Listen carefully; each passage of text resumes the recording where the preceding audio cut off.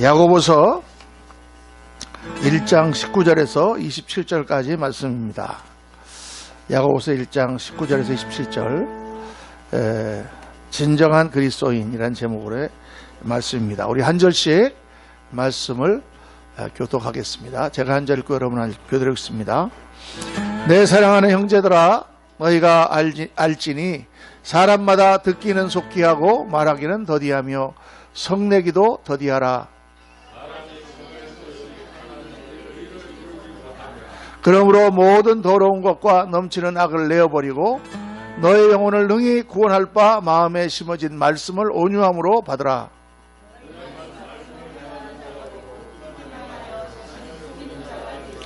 누구든지 말씀을 듣고 행하지 아니하면 그는 거울로 자기의 생긴 얼굴을 보는 사람과 같아서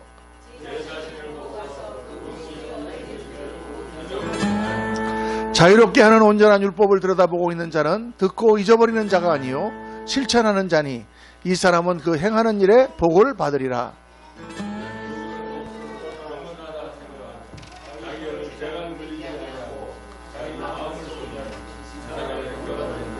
27절 다 같이 읽겠습니다. 하나님 아버지 앞에 정결하고 더러움이 없는 경건은 곧 고아와 과부를 그 환난 중에 돌보고 또 자기를 지켜 세속에 물들지 아니하는 그것이니라. 아멘, 아멘, 아멘.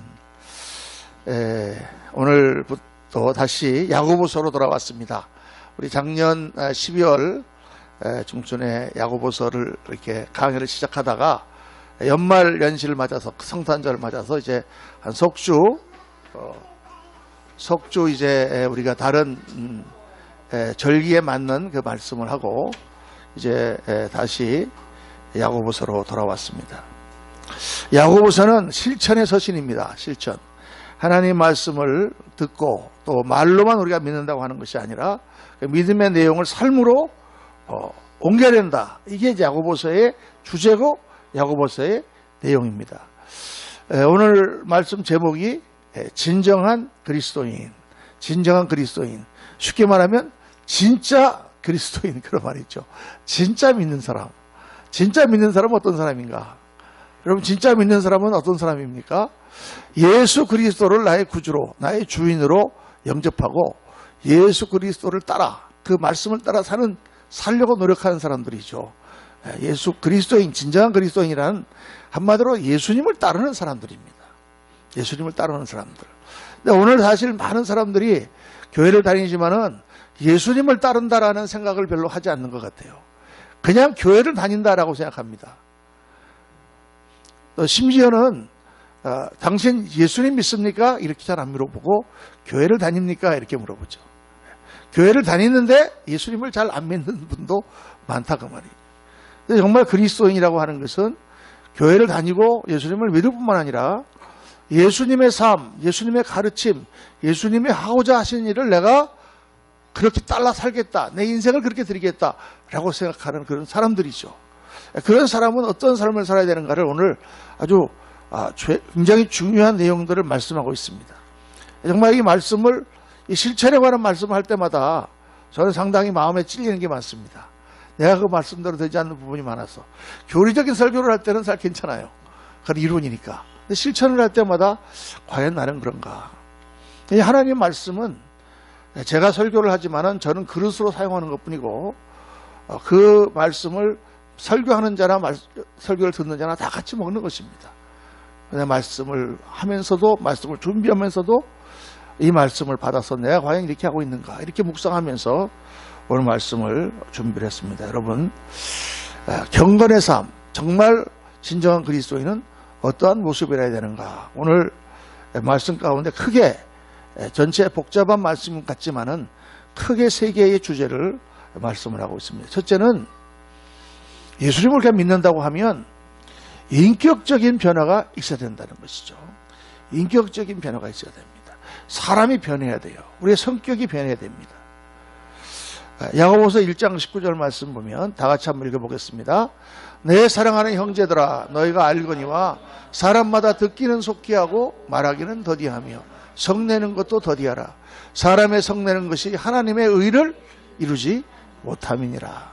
특별히 우리가 다른 사람에게 나타내 보이는 모습, 그 모습 중에 제일 중요한 것이, 제일 대표적인 것이 우리의 말이고 우리들의 성격이죠. 그런 면에서 예수를 잘 믿는 사람들은 하나님의 의를 나타내야 된다. 말하는 것이나 또 우리들의 모습 가운데 하나님의 의를 나타내야 된다. 인격적인 변화가 중요합니다. 예수님을 믿고 예수님을 따라 사니까 내 성격이 변하고 내 취미가 변하고 나의 모습이 변하고 나의 말이 변하고 이 모든 것이 변했다. 이런 얘기가 계속 나와야 됩니다. 그렇지 않으면 안 된단 말이죠.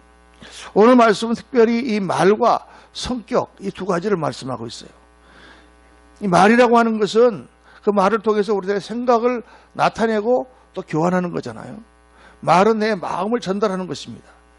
그래서 사람과의 관계에 있어서 제일 결정적인 게 바로 이 말입니다. 말 한마디에 우리는 아주 친해질 수도 있고 말 한마디에 원수가 될 수도 있잖아요. 그러니까 이 말의 중요성은 이 야고보서 전체에 아주 굉장히 자주 말씀하고 있습니다. 그런데 오늘 말씀은 한마디로 듣기는 속히 하고 말하기는 더디하라.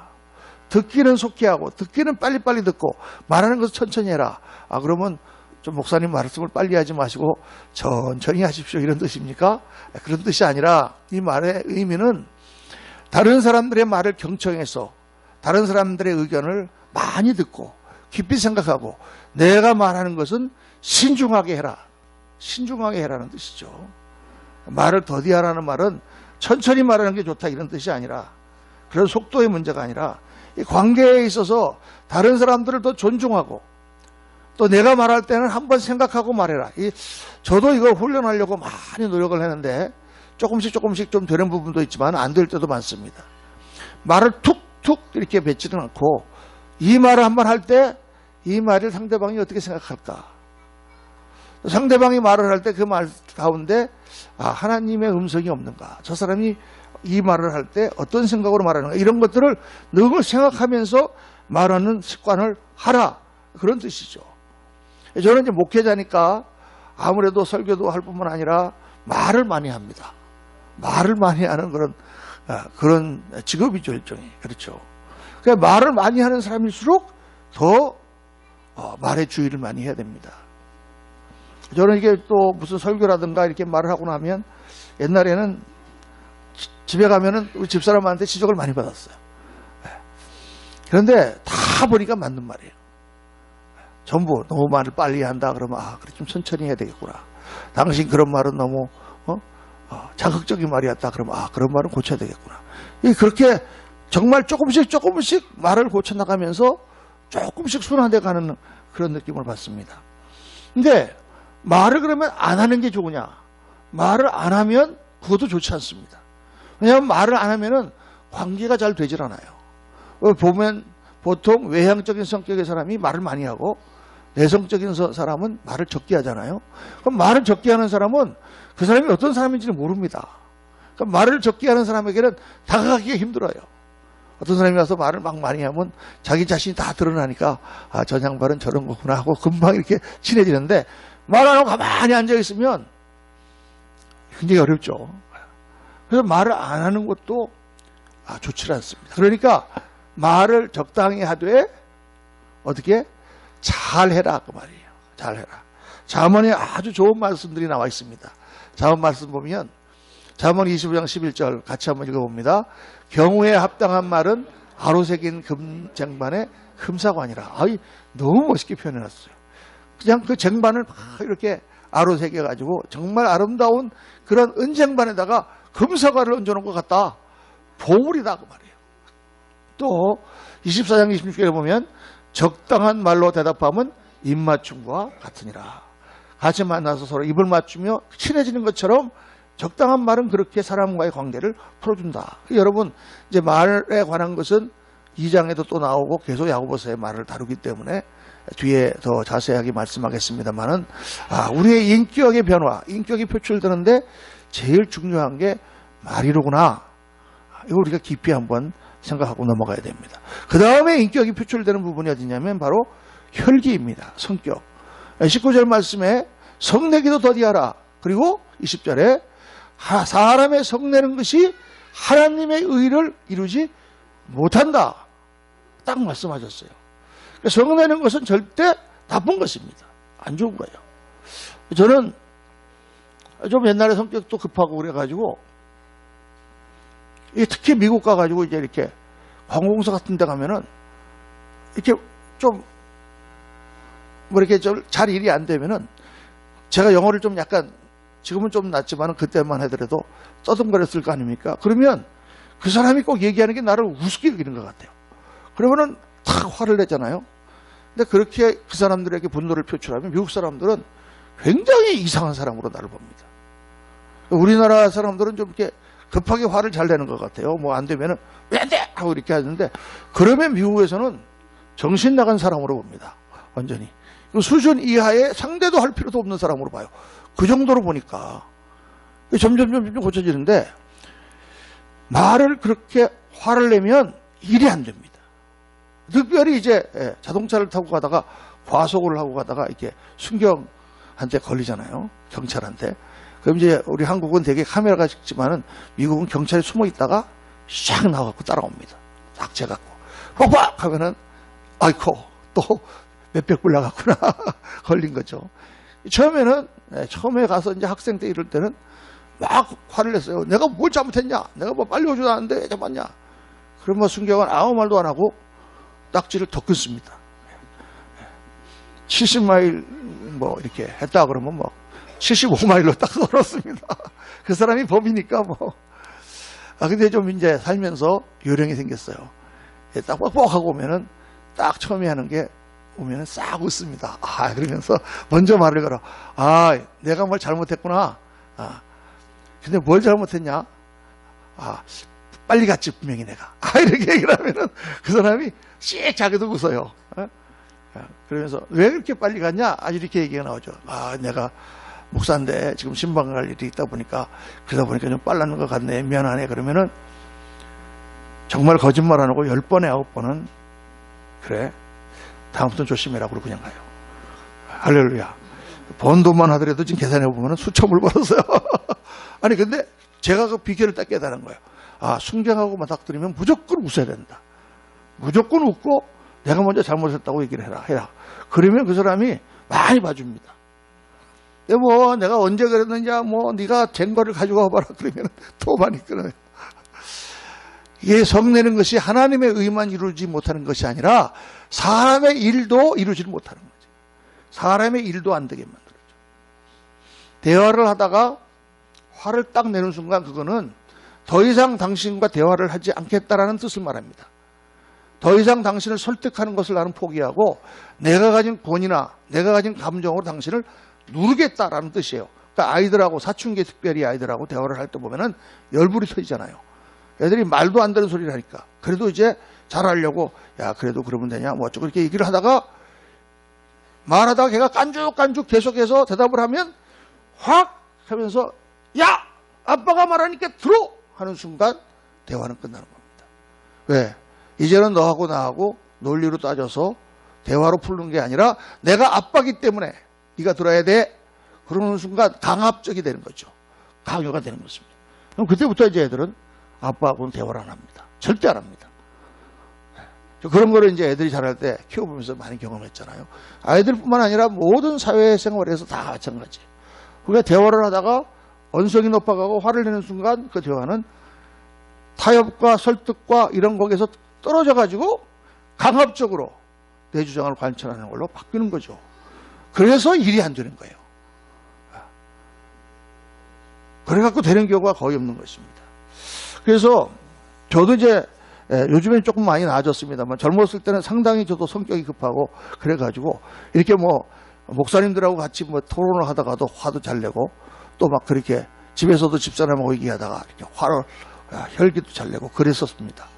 그런 것들을 이렇게 딱 생각하면서 평상시에는 참 사람이 괜찮은데 평상시에는 너무 좋은데 왜 그때 이렇게 화가 났을까라는 걸 제가 한번 생각을 해보니까 대개 한 5가지 경우가 있더라고요. 딱 보면 첫째, 화가 나는 이유가 뭐냐? 첫째, 자기 뜻이 강할 때, 내 뜻이 강할 때, 얘 내가 분명히 맞다 이렇게 생각할 때, 그때 상대방이 아니라고 그러면 화가 나요. 자기 뜻이 너무 강할 때, 내 목표가 너무 강하거나 내가 생각하는 어떤 것이 틀림없이 옳다고 생각할 때, 이럴 때 대화가 안 되고 나중에는 그게 막히면 화가 납니다. 근데 여러분, 신앙생활을 조금 더 해보니까 내 뜻이 꼭 옳은 것 아닐 수도 있지만 또 더 나아가서 옳다 손치더라도 하나님이 하시는 것이기 때문에 내가 꼭 그렇게 주장해서 지금 그 일을 이루어야만 되는 게 아닐 때가 많더라고요. 하나님이 하시는 일을 조금 기다리고 하나님이 하시는 일을 좀 더 관찰하고 또 하나님이 하시는 일을 좀 더 효율적이고 좀 더 덕스러운 방법으로 할 수가 있는 거예요. 그런 게 있는 거란 말이에요. 지금 나는 딱 하나밖에 못 보기 때문에 그게 틀림없이 옳다라고 주장하고 나가지만 아닐 수가 있는 거더라고 말이에요. 그러니까 예수님을 믿는 사람은 그리스도 안에서 내 뜻은 죽고 나는 죽고 예수님이 나타나야 되는 삶을 살아야 되는데 이게 자기 뜻이 너무 강하면 어떤 관계에서든지 꼭 문제가 생기고 화가 납니다. 둘째는 스트레스를 받을 때 내가 어떤 일로 이렇게 너무 막 긴장이 되고 강박관념이 막 생기고 그것 때문에 막 이렇게 오그라들고 또 막 급하고 바쁘고 이럴 때 옆에서 잘못 건드리면 다 화가 나죠. 자동차 운전을 할 때도 뭐 시간이 널널하고 그럴 때는 뭐 누가 이렇게 앞에서 막 끼어들어도 그냥 비켜주고 갑니다. 별 문제가 없는데 내가 지금 5분 안에 지금 가야 되는데 10분 걸리는 거리를 가야 되는데 막 급하게 가는데 앞에서 막 차가 끼어들거나 그러면은 화가 나잖아요. 그렇죠? 바쁠 때 왜 우리 한국 사람들이 화를 잘 내느냐? 빨리빨리 모든 걸 해야 되기 때문에 우리는 급해요. 세계에 나가보니까 우리나라 사람들은 다 모든 게 급해요. 식당에 가서도 빨리 안 나오면 다 화를 냅니다. 급해요. 근데 미국에서는 제가 식당 가서 어떤 때는 음식을 주문해놓고 30분 넘어 기다린 적도 있습니다. 그래도 아무도 화를 내는 사람이 없어요. 이제 그런 부분에서 우리가 왜 자꾸 분노를 폭발하느냐?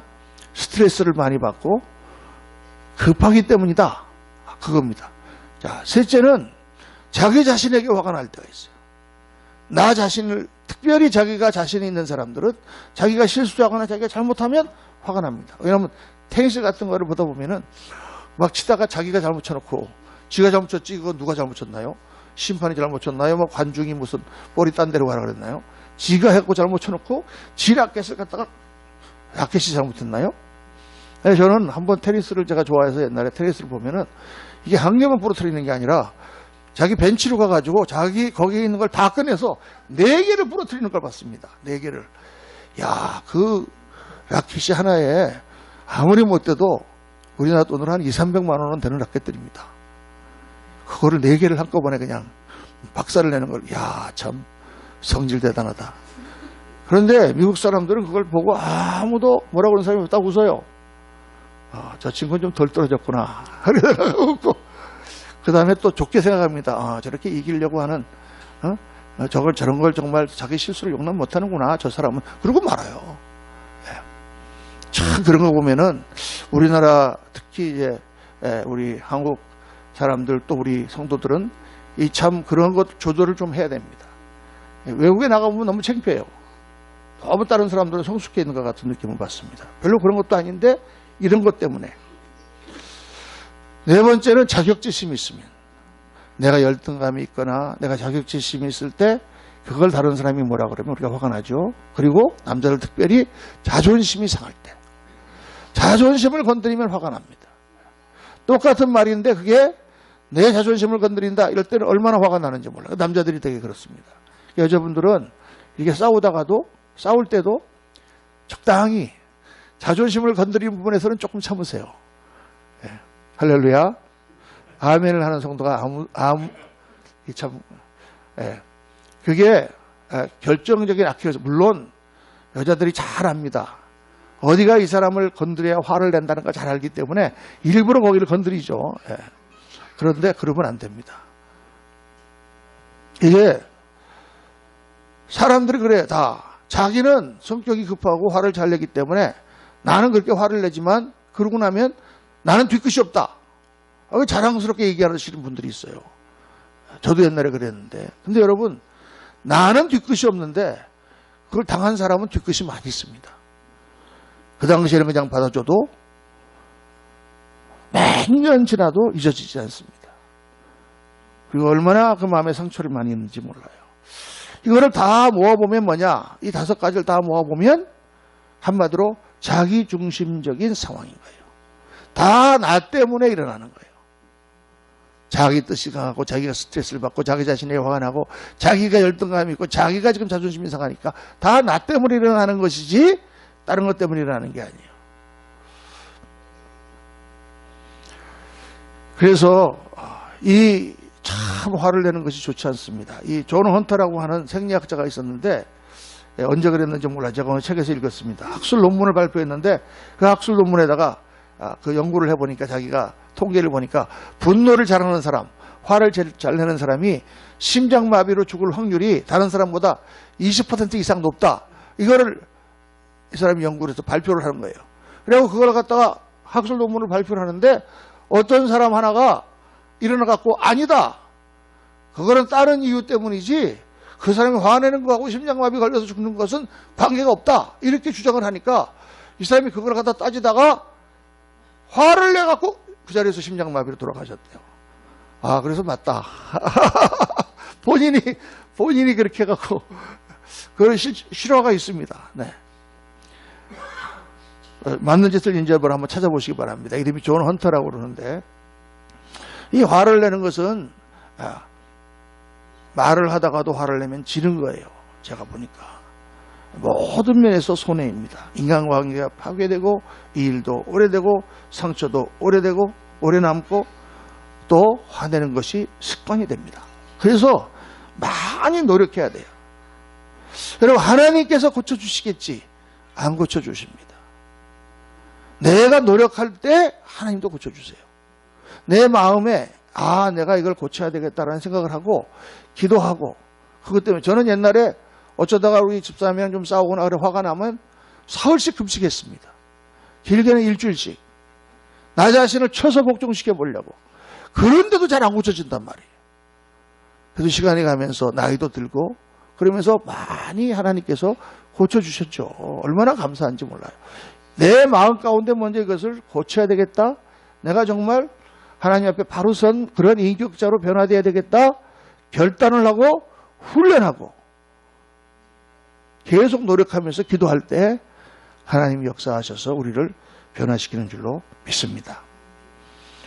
하나님 말씀에 순종하여 우리의 더러운 모든 악의 모양을 과감히 끊어버릴 수 있는 사람이 변화되는 사람이요. 그 사람이 하나님 기뻐하시는 사람입니다. 자, 둘째로 하나님의 말씀을 듣고 그 말씀대로 행하는 사람이 되어야 된다. 이게 오늘 말씀이죠. 자, 22절 24절까지 같이 읽어보겠습니다. 너희는 도를 행하는 자가 되고 듣기만 하여 자신을 속이는 자가 되지 말라. 누구든지 도를 행하지 아니하면 그는 거울로 자기 얼굴을 보는 사람과 같으니 제 자신을 보고 가서 그 모양이 어떠한 것을 곧 잊어버리거니와. 비유를 조금 이상하게 해놨어요. 말씀을 듣고 금방 그 말씀을 잊어버리고 행하지 않는 사람은 마치 거울 보고 가서 자기 얼굴을 잊어버리는 사람 같다. 우리가 거울 보면 뭐 자기 얼굴을 잊어버립니까? 그러니까 지금은 거울이 이렇게 좋은데 이 말씀을 쓸 당시는 거울이 거의 없었어요. 거울이 아주 희귀한 물건이고 그거는 아주 귀족들이라든가 귀부인들만 갖고 있는 거예요. 그것도 거울이 청동 거울입니다. 지금처럼 유리 거울이 아니고. 그러니까 청동을 닦아가지고 하기 때문에 희미하잖아요. 그러니까 고린도전서에 보면 사도 바울이 지금은 거울로 보는 것처럼 희미하지만 그때가 되면 얼굴과 얼굴을 보는 것처럼 보리라. 그 말씀은 거울이 희미한 거예요. 지금은 거울이 안 희미하죠. 오히려 거울이 너무 잘 비쳐서 골치 아프잖아요. 이상한 것까지 다 보이니까. 그런데 그 당시는 그렇지 않았다. 그러니까 거울이 귀하고 없을 때니까 사람들이 자기 얼굴을 어떻게 생겼는지 몰라요. 그리고 이제 우물가 같은 데 가서 이렇게 하다 보면 거기에 비치는 이렇게 얼른 비치는 게 내 얼굴이 저렇구나 하는 것을 겨우 알고 있을 따름이에요. 그러니까 거울 한번 보고 이게 내 얼굴이구나 그러고 갔는데 워낙 오랜만에 한번 거울을 보고 그 다음에 안 보니까 가서 자기 얼굴을 봤는데 그게 어떻게 생겼는지 잊어버린다 그 말이에요. 즉 그런 맥락에서 이게 하신 말씀이거든요. 지금하고는 다르죠. 그러니까 이게 무슨 말씀이냐. 말씀을 들어도 금방 잊어버리고 그 말씀대로 행하지 않는 것을 지금 비유로 하신 말씀입니다. 근데 정말 성도님들이 말씀을 잘 잊어버려요. 옛날에는 주일 저녁 예배가 있지 않았습니까? 그러면은 이제 낮에 설교를 하고 저녁 예배 때 모이는데, 저녁 예배 때 모이는 성도님들은 대개 그래도 믿음이 좀 더 좋으신 분들이 있잖아요. 낮에도 나오고 저녁도 나오니까. 저녁 때 제가 물어봅니다. 설교 시작하기 전에, 여러분 오늘 낮 설교 제목이 뭐였죠? 그러면 40~50명이 앉았는데 아무도 모르는 거예요. 겨우 한 사람 좀 기억력이 좋으신 분만 할까. 야, 그래서 제가 깨달았어. 이 성도님들은 말씀을 계속 잊어버리는구나. 낮에 한 설교도 저녁 때 잊어버리는구나. 그래서 마음이 좀 놓이더라고요. 네. 또 똑같은 설교를 해도 괜찮겠구나. 중요한 거는 그래서 반복해야 된다는 거예요. 반복해서. 우선 우리가 말씀을 받는 자세가 다릅니다. 우리가 하나님 앞에 나와서 설교 말씀을 듣거나 어떤 말씀을 내가 읽거나 그 말씀 묵상하면, 이 말씀을 이렇게 하셨는데 내가 이렇게 변해야지, 이렇게 생각하고 우리가 교회도 다니고 말씀도 읽어야 되는데, 보통 어떻게 생각하냐면, 말씀은 그렇지만 이렇게 생각합니다. 자, 그 다음에 나오는 말이 뭐예요? 말씀대로 되나요? 이렇게. 의뢰 우리는 말씀을 듣기도 전에 말씀대로 행하려는 것을 포기해버린단 말이에요. 그러니까 하나님의 말씀이 능력으로 우리에게 역사하지 못하는 것입니다. 한 말씀을 들어도 그 말씀이 정말 내가 이렇게 돼야 되는데 이렇게 되지 못하고 있다면 이건 문제다. 이건 이래서는 안 된다. 나는 이걸 고쳐야 된다. 이렇게 간다고 하면 굉장한 진보가 있을 텐데, 말씀을 그냥 듣는데 수없이 쏟아지는 말씀을 들으면서 말씀은 그렇지만 말씀대로 되나? 이렇게 다 생각하고 니나 내나 전부 이렇게 삽니다. 그러니까 우리 성도님들의 삶에 변화가 없는 거예요. 하나님 말씀이 능력으로 역사하지 못한다는 것입니다. 말씀이 능력으로 역사하는 것은 믿음대로 될지어다, 이런 것만 그런 게 아니라 하나님이 하시는 모든 말씀이 우리의 삶을 변화시키는 능력으로 역사해야 될 줄로 믿습니다. 그래서 말씀대로 사는데 중요한 것은 그 말씀을대로 살아야 되겠다고 하는 동기와 내가 꼭 그렇게 되어야지 하는 결단과, 그리고 더 중요한 것은 훈련입니다. 훈련이 돼야 돼요. 경건은 훈련이라 성경에 말씀했잖아요. 우리의 몸을 내가 이렇게 움직이고 싶어도 이렇게 잘 되지 않습니다. 왜냐? 내 몸이 말을 듣지 않는 거예요. 오래된 습관 때문에 몸이 능력이 없어서. 그래서 어떻게 합니까? 훈련을 계속하다 보면 그렇게 되는 거죠. 운동하시는 분들은 너무 잘 알잖아요. 훈련을 해야 그렇게 되는 것처럼 우리의 말이나 생각이나 성격이나 모든 것이 훈련해야 되는 것입니다. 여러분, 신앙생활을 하면서 내가 경건의 훈련을 받아야 됐다, 이렇게 생각해야 됩니다. 오늘 말씀 보면, 그런데 그 훈련이 어떤 훈련이냐? 그 하나님이 주시는, 예수님이 주시는 말씀은 우리를 자유하게 하는 온전한 율법이다, 이렇게 말씀하고 있죠. 이게 그냥 율법하고 다른 의미입니다. 자유하게 하는 온전한 율법이다. 이 말은 두 가지 뜻인데, 하나는 이 말씀은 우리를 자유하게 만드는 그러한 말씀이다.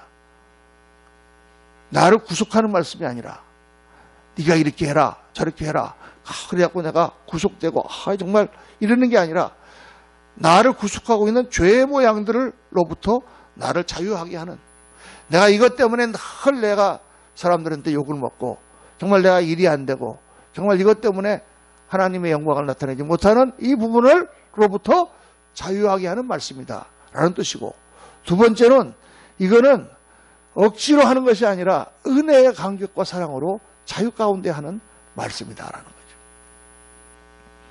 예수님께서 우리를 사랑하시고 우리를 좋게 만드시기 위하여 하나님 말씀을 주신 거죠. 하나님 말씀은 100% 전부 나에게 유익한 말씀이요, 나를 사랑하셔서 하신 말씀입니다.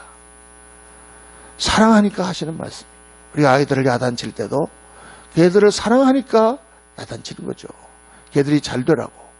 하나님께서 우리에게, 우리를 사랑하시니까 우리에게 주시는 말씀이에요. 늘 여러분 하나님 앞에 나와서 말씀 받을 때마다 때로는 아픈 말씀, 때로는 나를 지적하는 말씀을 주셔도 나를 이렇게 사랑하심으로 하나님이 고치기 원하셔서 이렇게 하시는구나.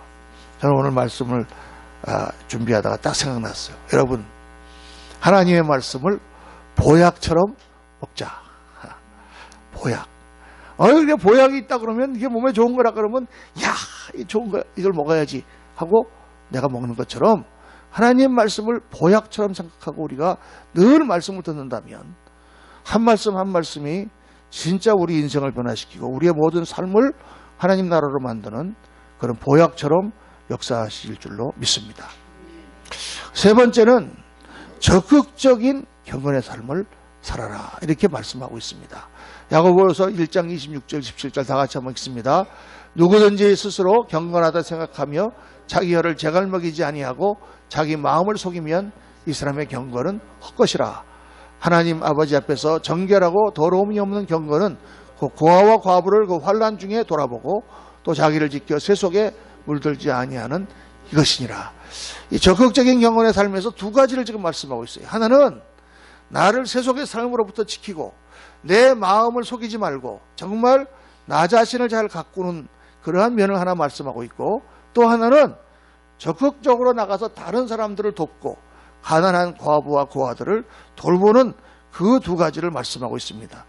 우리 경건이라고 할 때 많은 사람들이 경건의 삶을 자기 인격에 둬야 자기 삶의 어떤 그리스도의 모습이 나타나는 것만을 경건이라고 생각하는데 아니다 그 말이. 두 가지예요. 하나는 나 자신을 잘 가꾸는 거, 주님 앞에 아름다운 인격으로 만드는 것이 경건이고, 또 하나는 나아가서 하나님이 기뻐하시는 일들을 하고 적극적으로 주님이 원하시는 일들을 감당하는 것이 경건입니다. 오늘 말씀 보면 컨트롤, 셀프 컨트롤, 절제, 자기 혀를 제갈먹이라. 제갈이라는 게 뭐예요? 말의 고삐를 이렇게 제갈을 물려서 오른쪽으로 잡아 당기면 말이 오른쪽 가고 왼쪽으로 당기면 왼쪽으로 하는 것처럼 나 스스로를 제어할 수 있는 사람이 되라는 것입니다. 말도 그렇고 모든 것 가운데 이 셀프 컨트롤이라는 게 정말 중요해요. 우리가 하는 모든 것, 악한 것으로부터 나 자신을 지키는 것도 자기 절제죠. 그런데 좋은 것도 절제해야 됩니다. 운동 같은 거 좋은 것이지만 너무 좋아하면 나의 다른 삶에 방해를 끼칩니다. 옛날에 미국에서 보니까 성도님이 자꾸 주의를 빠져요. 그래서 왜 빠지냐고 물어보니까 아침마다 조기축구회가 있대요. 근데 조기축구회가 7시에 모였다 8시에 모였다 9시에 모이면 교회로 못 나오는 거예요. 축구하고 나서 씻어야지 뭐 이러니까 못 나오는 거예요. 아무리 축구라는 건 좋은 거잖아요. 열심히 아침에 일어나서 운동하고 건강을 위해서. 그러나 주일 예배를 못 드릴 정도의 운동은 아니죠. 어떤 분은 낚시를 좋아하고 그래서 정말 열심히 나가서 좋습니다. 그런데 그것 때문에 그냥 부부싸움이 나가지고 주말마다 당신 낚시 들고 나가고 나는 뭐냐. 이래가지고 가정이 그것 때문에 깨진다면 안 되죠. 그 절제가 항상 있어야 된단 말이에요. 아이들이 이게 요즘 게임을 좋아합니다. 맨날 핸드폰을 가지고 게임하잖아요. 뭐 게임도 할 수 있는 거죠. 뭐 다 하는데 어떻게 우리 애만 하겠습니까? 그런데 반드시 뭘 가르쳐야 되느냐? 절제를 같이 가르쳐야 됩니다. 그것도 강제가 아니라 스스로 절제할 수 있도록 지혜를 짜내서 어머니들은 절제를 가르쳐야 돼요. 절제가 안 돼서 게임 중독에 빠진 그런 아이들을 제가 여러 보고 상담도 많이 받아봤습니다. 정말 중독에 빠지면 고치기 어렵잖아요. 뭐든지. 절제. 자, 이런 절제로 우리가 경건을 이룰 뿐만 아니라 또 한편으로 하나님이 기뻐하시는 일, 하나님이 시키신 일을 적극적으로 해야 된다 그 말이에요. 방 안에 앉아있는 것만이 신앙이 아닙니다. 어떤 분들은 그렇게 말합니다. 저는요 남에게 절대 패도 안 끼치고 저도 다른 사람 일에 관여도 하지 않습니다. 굉장히 멋있는 것처럼 보이지만 사실 좋은 게 아닙니다. 왜? 혼자 사는 게 아니잖아요. 우리가 이 땅에 살아가면서 우리는 사실 다른 사람으로부터 많은 빚을 지고 있어요. 많은 사람들이 희생하고 있는 거예요. 그러니까 그 말은 나도 때가 되어 필요하다면 희생하는 사람이 되는 것입니다. 특별히 그리스도인들은 그렇게 살아야 됩니다. 적극적으로. 교회를 다닐 때도 그냥 교회만 다니는 것, 뭐 그냥 다닌다고 누가 뭐라고 그러는 사람은 없지만은 하나님 앞에서 정말 필요할 때, 내가 일해야 될 때, 봉사해야 될 때 해야 됩니다. 왜? 그렇지 않으면 상급이 없습니다. 성경은 영광의 상급을 말씀하고 있잖아요. 하나님이 시키시는 일, 하나님이 기뻐하시는 일, 사람들에게 도움이 되고 하나님께 영광이 되는 일을 적극적으로 하는 그러한 삶이 진정한 그리스도인이고, 그런 사람이 세상에서도 성공하는 삶입니다. 오늘 이렇게 말씀을 묵상해 보았습니다. 평범한 말씀 같지만은 사실 정말 중요한 말씀입니다. 우리가 예수님을 믿고 살면서 내가 전혀 변하지 않고 그냥 그대로 있다고 하면 이건 큰 문제가 있는 것입니다. 우리의 인격이 변화되고 더 나아가서는 정말 하나님 말씀대로 내 삶이 하나씩 하나씩 바뀌고 그리고 적극적으로 주님이 기뻐하시는 일을 감당하는 그런 인생. 그래서 우리 그레이스 교회 특별히 말씀 가운데 저와 여러분이 계속 변화됨으로 말미암아 세상을 변화시키는 그러한 교회가 되고 그런 그리스도인들 되시기를 예수님 이름으로 축원합니다. 기도하시겠습니다. 할렐루야. 감사하신 아버지 하나님, 말씀을 전하는 것은 쉽지만 행하는 것은 어렵습니다. 또 말씀을 듣는 것도 쉽지만 그대로 살기가 참 쉽지 않습니다. 그러나 저희들이 마음을 먹고 주 앞에 기도하고 주님을 바라보고 나갈 때 성령께서 역사하시고 하나님께서 우리 가운데 임하실 줄로 믿습니다.